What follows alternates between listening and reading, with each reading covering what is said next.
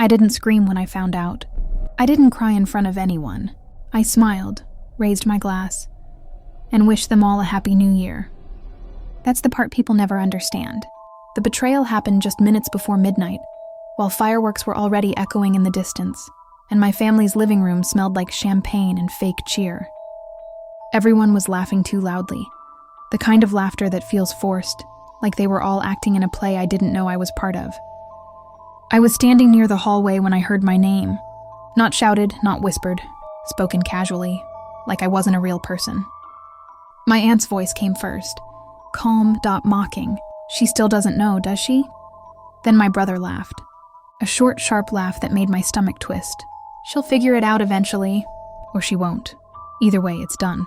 My heart started pounding so hard I thought they might hear it. I leaned closer to the corner, holding my breath, my fingers digging into the side of my glass. Every instinct screamed at me to step out, to confront them, to demand answers. But something told me not to. Not yet, my mother spoke next. And that was the moment something inside me cracked. She's always been too trusting, she said. This is what's best for everyone, best for everyone. I remember staring at the reflection of myself in the dark window across the room. Same dress I'd carefully picked out. Same hair I'd curled for this stupid night. Same smile I'd practiced in the mirror. The one that made me look confident and unbothered. But behind that reflection, I felt small, disposable, replaced. The countdown started in the living room. 10, 9? They were still talking about me. About what they'd taken. About how they'd planned it for months. About how relieved they were that I hadn't made things difficult. 8, 7. My hands were shaking now, but my face didn't move. I took a slow sip of champagne, forcing myself to stay calm. To listen. To memorize every word. 6. 5. That was when I realized something terrifying. They didn't think I was smart enough to fight back. 4, 3. I felt the anger settle into something colder. Sharper controlled. 2, 1. Happy New Year. Glasses clinked. Cheers erupted. Someone hugged me. I don't even remember who. Fireworks lit up the sky outside, and everyone around me was celebrating. I smiled, because in that exact moment, I made a promise to myself. They thought the story was over, but my revenge hadn't even begun. I spent the first week of January doing exactly what my family expected. Nothing. No angry calls. No emotional confrontations. No cryptic posts online. I showed up to work on time, laughed at coworkers' jokes, and answered my mother's texts with polite one-word replies. Busy. Fine. All good.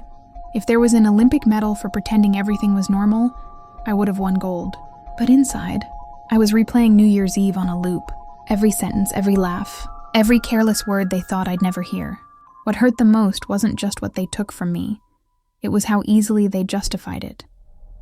The way my own mother had reduced me to an inconvenience. A problem to manage. Someone expendable for the greater good. That realization changes you. I started writing things down. Not dramatically. No tear-stained journal entries.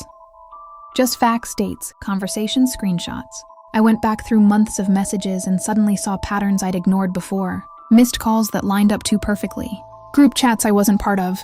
Decisions already made before I was ever consulted. And then I found it. An email I was never supposed to see. It was buried in a shared family account we'd all used for years. Most of it was boring. Bills, holiday planning, receipts. But one subject line stopped me cold. Final confirmation. Proceed without her. My name wasn't in the body of the email. It didn't need to be. They talked about me like a loose end. A risk. Someone whose involvement would complicate things emotionally. Reading it felt like watching surgeons discuss removing an organ. Clinical, detached, and absolutely certain I wouldn't survive without consequences. That night I didn't cry. I laughed. A quiet, shaky laugh that surprised even me, because that email told me something important. This wasn't impulsive. This wasn't a misunderstanding. It was deliberate. Organized, agreed upon, which meant my response couldn't be emotional. It had to be strategic. I started asking harmless questions. Not directly. Never directly. Casual curiosity wrapped in small talk. Oh, when did that decision get finalized? Who handled the paperwork again? Remind me who was present for that meeting? They answered without hesitation. Why wouldn't they? In their minds, I was already defeated, still the same trusting girl who'd always folded to keep the peace. I let them believe it. Meanwhile, I quietly reconnected with people my family assumed I'd never talk to again. Old contacts, a former advisor, someone who owed me a favor, one I'd never collected. And then came the twist I hadn't expected. The one person I thought was completely against me wasn't. My younger cousin messaged me late one night. "I don't think what they did was right," she wrote. "And I think you deserve to know everything." I stared at my phone for a long time before replying, because I already knew.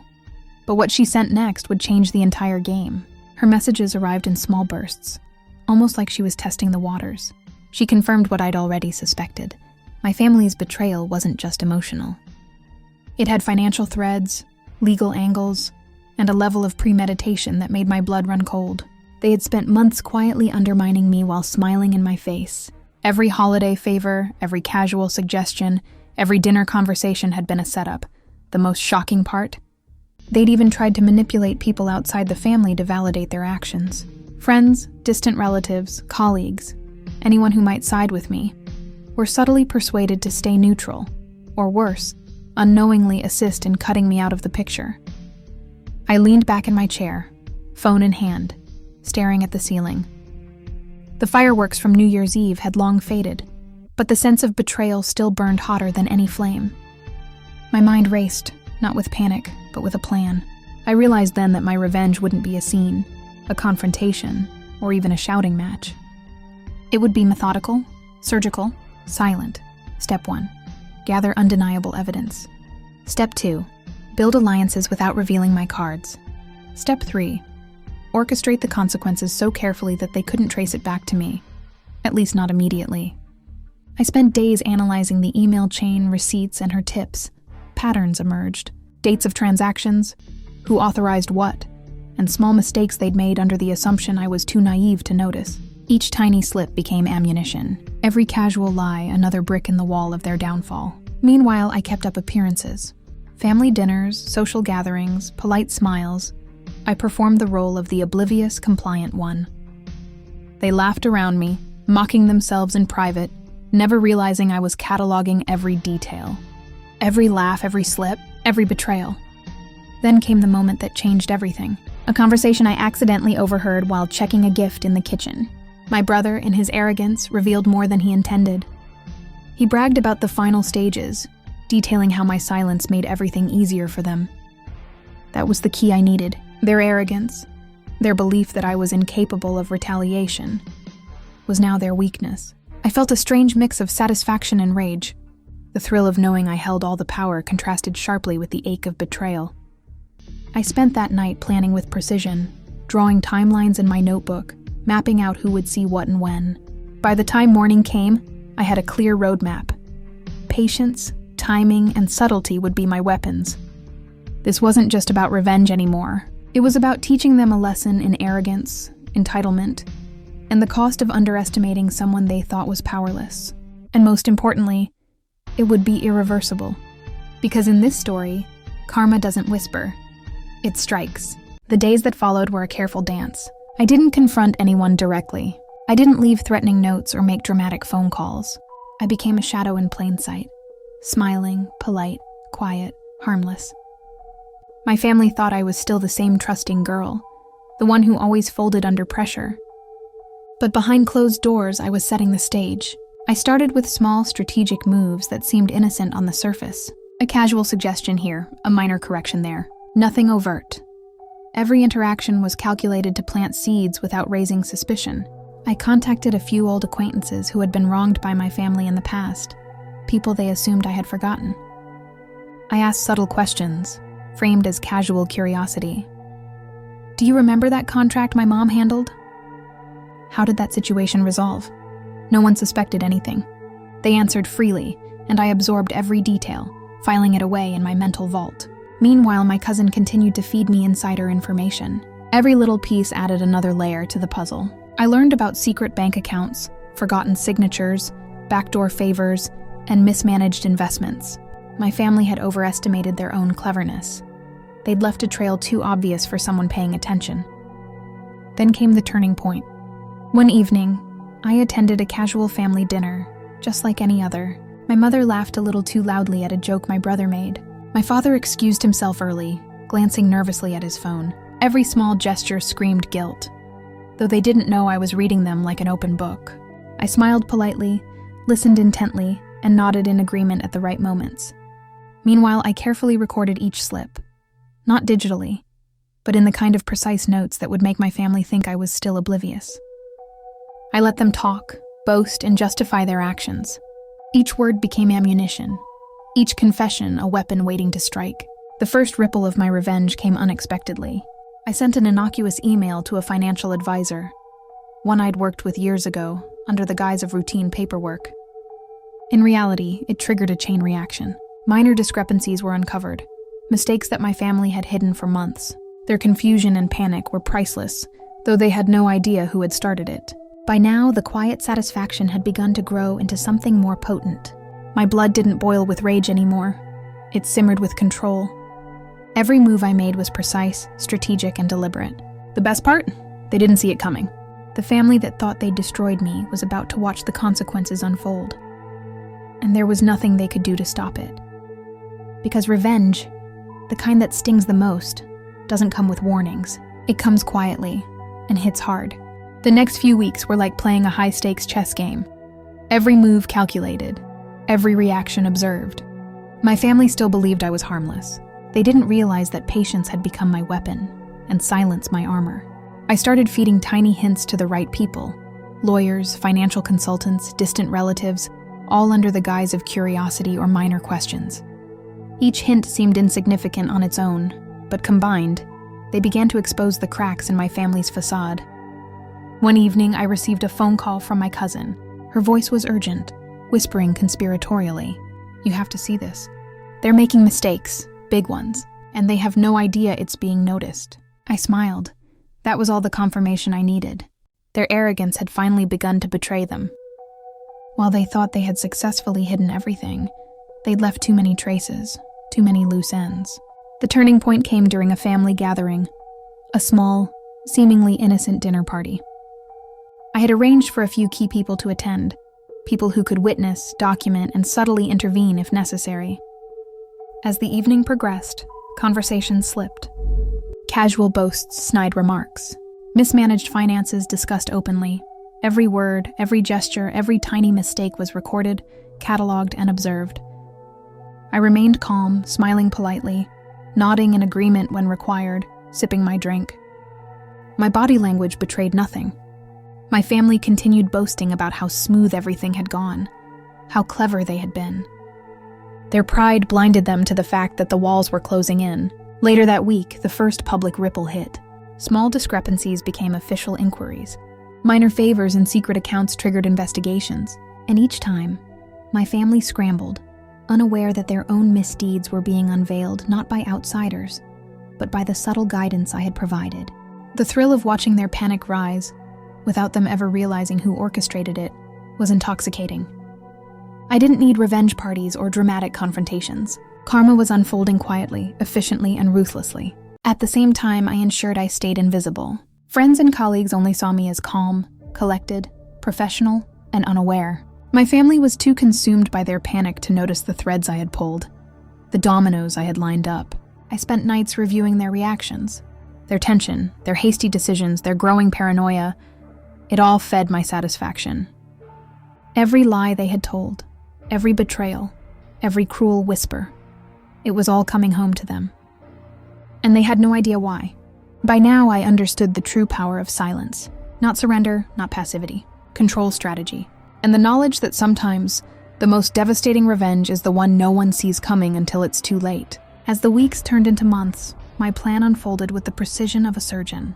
Every misstep my family had made now became a weapon in my hands, sharpened not by anger, but by patience and meticulous strategy. It started with the small things, a delayed document here, a misfiled account there, things that looked like coincidences or minor oversights to anyone else.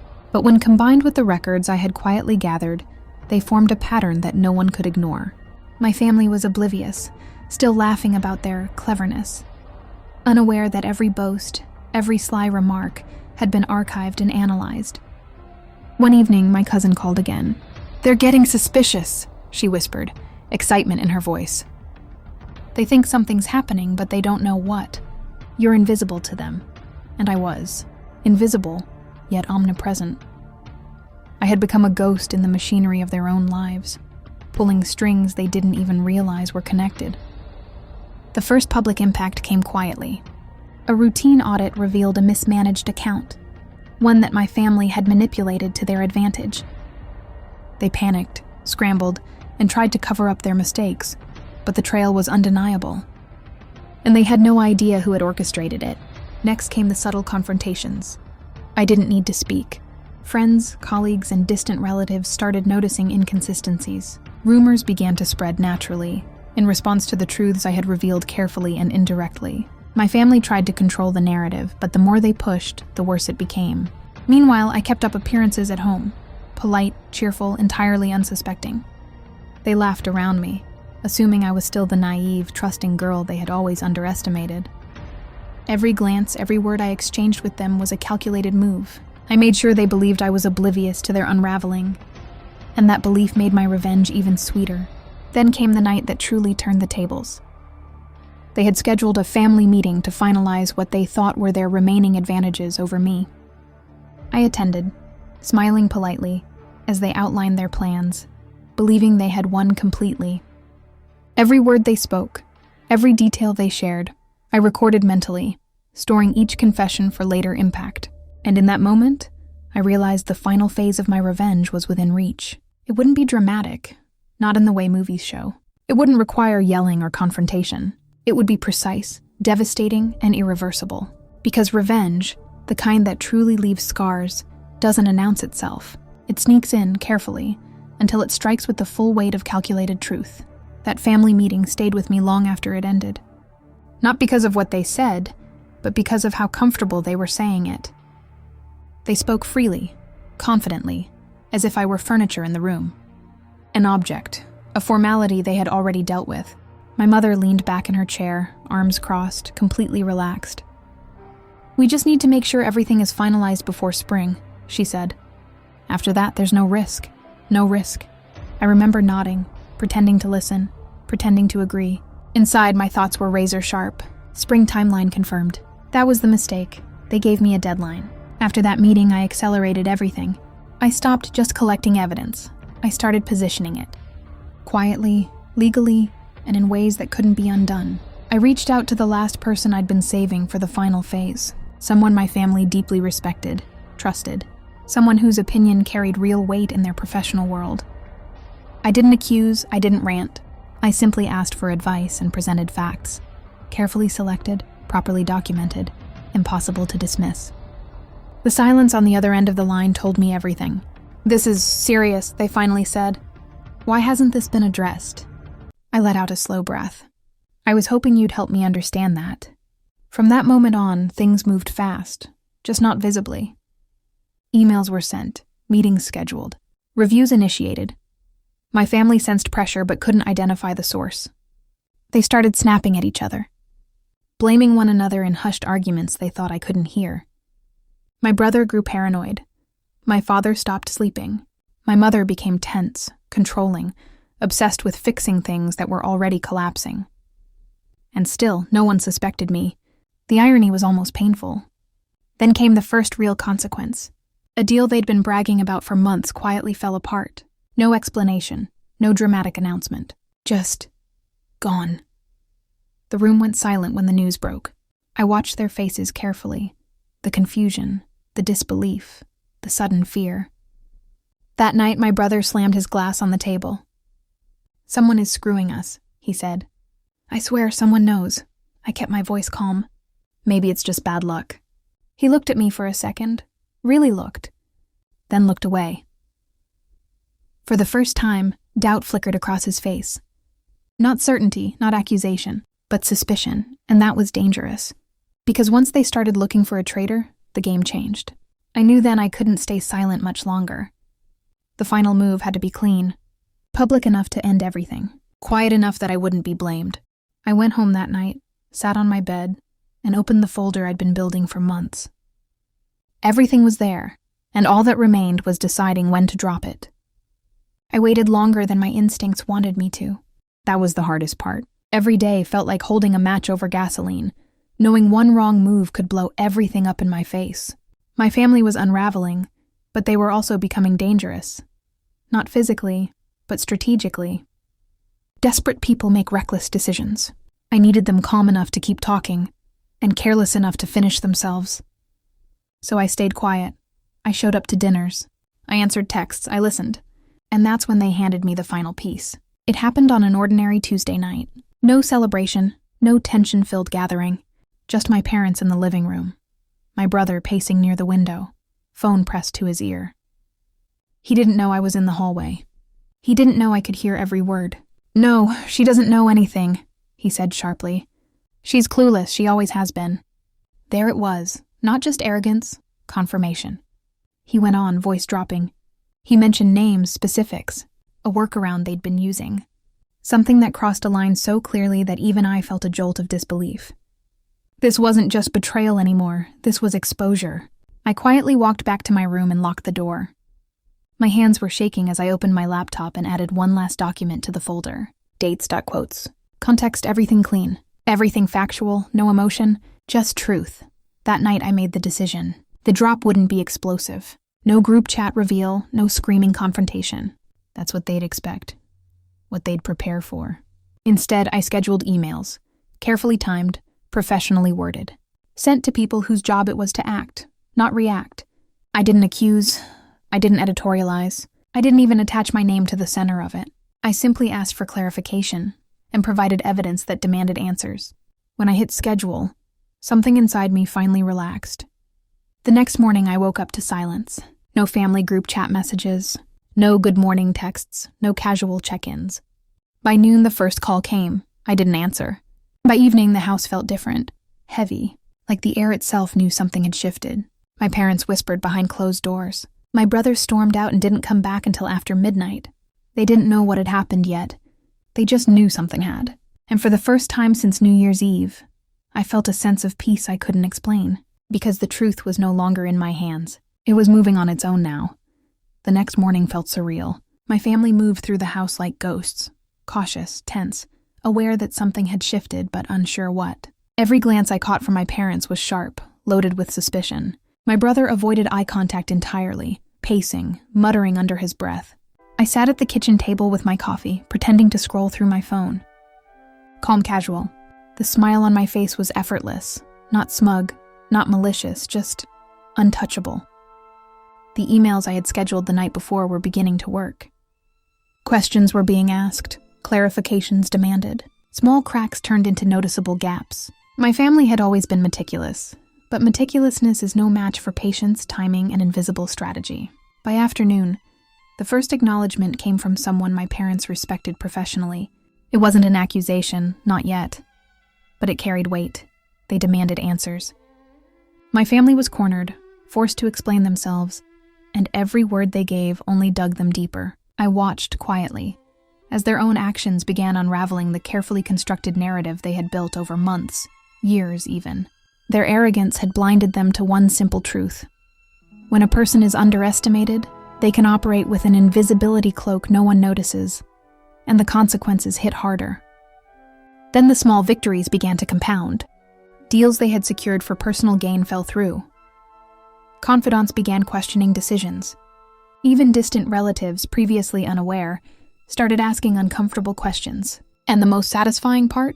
My family had no idea why or how it was happening. I remained present, invisible, observing. Every phone call, every whispered conversation, every hurried explanation, I cataloged it all. No one suspected me. To them, I was still the quiet, compliant girl who didn't fight back. By evening, my brother confronted my parents privately. His tone was sharp, urgent. "We need to figure out who's behind this before it gets worse," he said. And that's when I knew the final act was near. The dominoes were lined up. Their panic, their arrogance, their own mistakes. Everything had created a perfect storm. I smiled quietly to myself. I had waited, observed, and collected every single piece of information I needed. All that remained was the final reveal. The moment when they would understand that the girl they thought powerless had orchestrated it all, silently and deliberately. This was my moment. Not loud, not messy, but devastating in its precision. The kind of revenge that lingers in the mind long after the initial shock. The final week was surreal. My family moved like prey in a cage they couldn't see. Emails, inquiries, small investigations, all triggered by the evidence I had quietly released, were beginning to surface. My parents were defensive. My brother was frantic. My mother's forced composure began to crack. And all of it, every small panic, every hasty decision, was a direct result of the silent groundwork I had laid months ago. I continued my act flawlessly. Polite smiles at dinner, casual laughter at jokes, everyday conversations that seemed mundane, but were carefully designed to keep me invisible. They never suspected that each word they spoke, each brag, each attempt at justification, had already been filed, analyzed, and leveraged. Then came the moment of full exposure. My emails, my evidence, and the corroborating witnesses converged at a single professional review. The results were undeniable. My family's manipulations, hidden accounts, and deceit were all laid bare. And because I had been meticulous, strategic, and careful, there was no direct connection to me, at least not yet. The look on their faces when the truth began to settle in was something I will never forget. Shock, disbelief, panic. The arrogance that had fueled them for so long evaporated instantly. For months they had believed they had outsmarted me, dismissed me, and reduced me to silence. And now, silence was the very tool that had orchestrated their downfall. My brother tried to rationalize. My mother tried to negotiate. My father attempted to intimidate. But each word they spoke only confirmed my planning. Their guilt, their arrogance, their underestimation of me. It all played perfectly into the final act. That night I allowed myself a small private smile. Not a triumphal grin. I had never wanted to be cruel, but a deep satisfaction. The revenge wasn't about vengeance for the sake of it. It was about balance, about showing them the cost of underestimating, manipulating, and betraying someone they thought powerless. Weeks later, the household tension remained. Relationships strained, opportunities lost. Trust shattered. And while I carried on with my life quietly, professionally, and happily, they were left to reckon with the consequences they had created for themselves. I finally understood something essential about revenge. It isn't always loud. It isn't always dramatic. The most satisfying kind is calculated, invisible, and irreversible. It hits where it hurts the most, in pride, reputation, and certainty.